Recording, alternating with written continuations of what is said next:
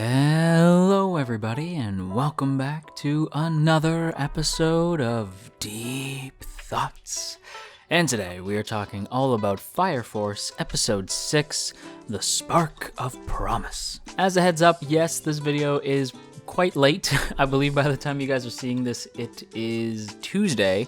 I did move the schedule around, so there's videos like every day now, which, you know, that's awesome. But it did mean that some shows had to get bumped back in the schedule a little bit, so Fire Force got bumped a little bit back, and as did Vinland Saga, and I'll repeat myself in the Vinland Saga video. But yeah, a couple videos got bumped down the schedule a little bit, nothing to worry about, still covering both, still enjoying both. It's all good. And hey, before we get into the episode itself, I want to say thank you to my boy @FateCaden for sharing last week's Fire Force video. Super appreciated, my guy. And if you would like to get your name shouted out in next week's Fire Force video, then be sure to share this video around on the internet and then tag me @JoJo Talks Too Much over on Twitter, and I will be sure to shout you out in next week's video on Fire Force. So, with all that said, we're gonna get into it, and to be totally honest with you guys, I know I say this every so often when it comes to the more punchy, fighty episodes of any show, really, but in this case, I genuinely don't have a lot to say.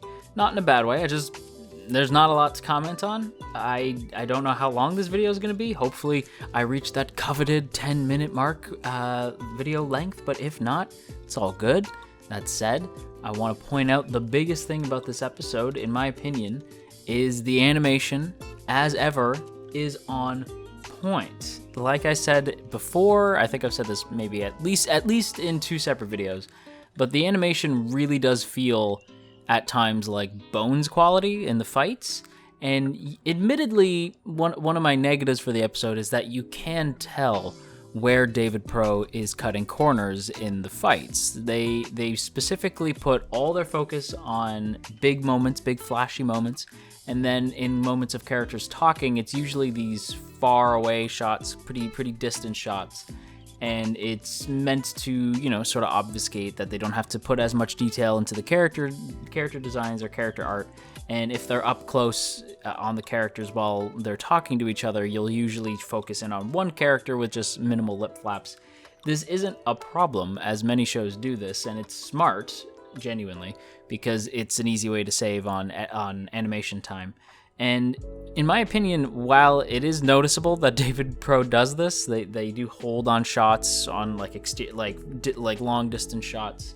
It's not necessarily a flaw, it's just noticeable. That said, it does pay off, given that we do see the animation just go off the wall when it wants to, and it is stunning to see.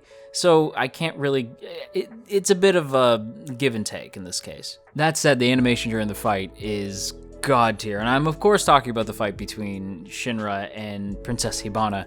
We do have like kind of a fun interaction at the very beginning of the episode with Shinra and the Trinity wannabes from the trio of Trinity wannabes from the Matrix, but it doesn't last super long. So I will say that the animation in that scene is dope. The one like sweeping kick and then landing, it looks great. But the big shining animation in this episode is, of course, between Shinra and Hibana, and honestly, it does take up a majority of the episode. It is basically one big fight, and when it comes to Fire Force, that's not really a problem, at least not for me. We get to see a lot of cool stuff. We get to see Shinra trying to overcome Hibana's, whatever you would call her ability. She has 2 big abilities, big powers in this episode, big moves that she can do. The one is where she basically can make you really lightheaded and dizzy to the point where you fall over. Your whole equilibrium gets thrown off. They do explain it, and it's clever because the power isn't like that she stares at you and you fall down. She's using her pyrokinesis. I can't remember what the word is. They say it in the episode, I think twice, but I can't remember what it is. I'm pretty sure it's pyrokinesis.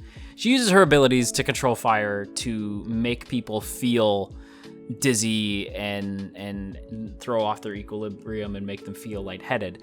So that alone shows Hibana's more sciencey nature, and we do see that further explored in a flashback later, but I will get to that in a second.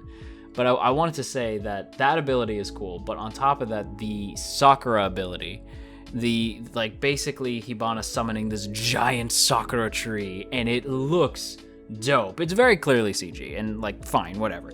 For stuff like this, I'm okay with it, especially if you can make it look cool, and it's dope. It just looks so cool, and the ability is neat. The idea that, and it foreshadows her flat, basically we see this Sakura tree, and this would foreshadow this flashback we get later on in the episode, since she can basically make flowers out of her flames. She's able to turn the flames in her pyrokinetic abilities into these flames. So they're still fire, but she makes them look like flowers, and in this case she makes it look like a giant Sakura tree.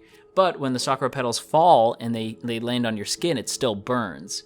So I thought that was really, really neat. Likewise, when we get to the past, we get what is arguably the most interesting part of the episode. While the animation is dope, I think what you can really sink your teeth into in this episode is Hibana's sort of self-loathing backstory, in the idea that we see her in the past and she is friendly, she's still a bit cocky, still a bit sort of hoity-toity, and that's fair given that she's the only one who has this pyrokinetic ability.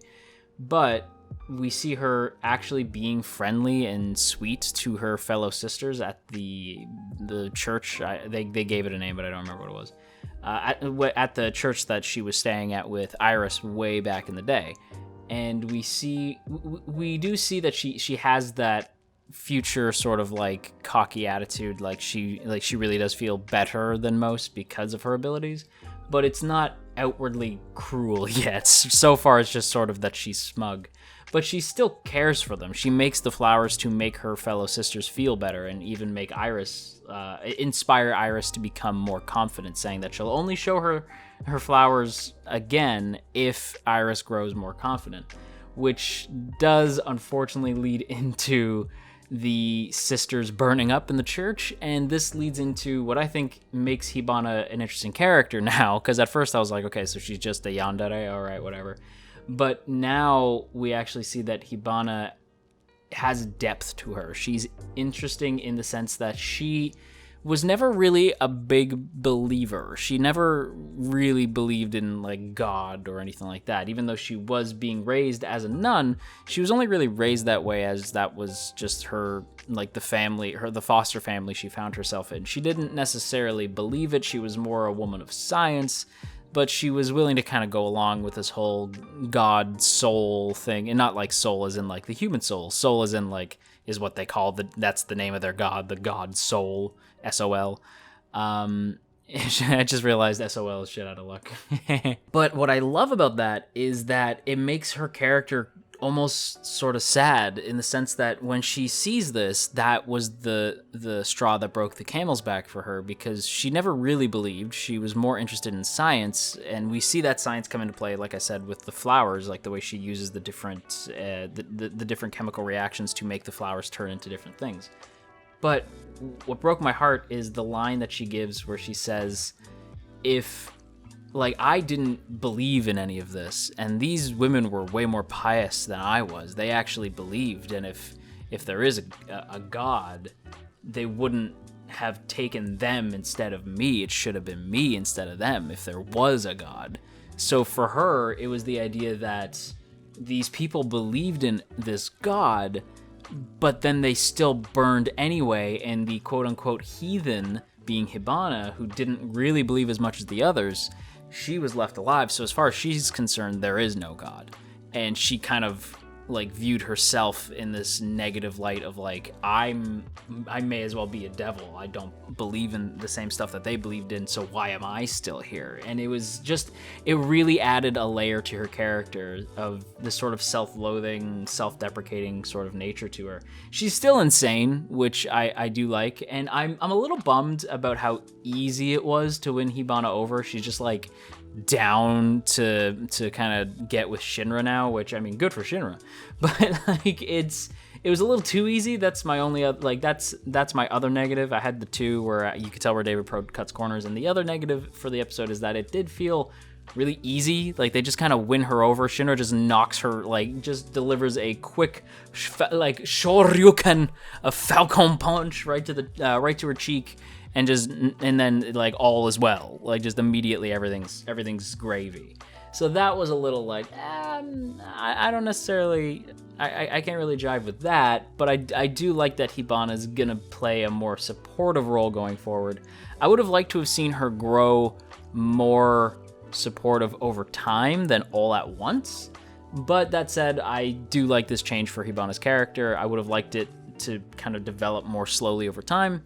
But it's neat. I like the idea of Hibana, or Princess Hibana rather, being a more supportive character going forward, especially towards Iris. That is pretty much all I have to say on this week's episode. Not my favorite episode thus far, but I still really enjoyed it. And overall, I'd be happy to give this week's episode a solid grade of B-. There's been a lot of B and B- grades going around this week. What is going on? Before we go, though, as always, I have to give a big shout out to the good folks over on Patreon, namely those in the Earl Grey tier: Calvin Atkinson, Crowbar of Irony, Dominic, Urza, No For Nothing, Maria Teresa, Mirth Mouser, Nye, Omnigaramond, Opinionated Slime, Cell, Shadow Creative, Sipco Games, Somastan, Tristan, and Verdon. Thank you all so much for your continued support over on Patreon, and if you too would like to join the T Squadron, then by all means go ahead and check out the first link in the description. Check out our Patreon page and maybe join up with our Patreon exclusive Discord and all that good stuff. But with that said, everybody, that's going to be a video, so if you enjoyed today's video, then you've probably been on the internet long enough to know what to do already, so I ain't going to tell you, but I will say that it is appreciated, and if you're feeling stressed out today, you go have yourself a warm cup of tea, and I will talk to you all again real soon.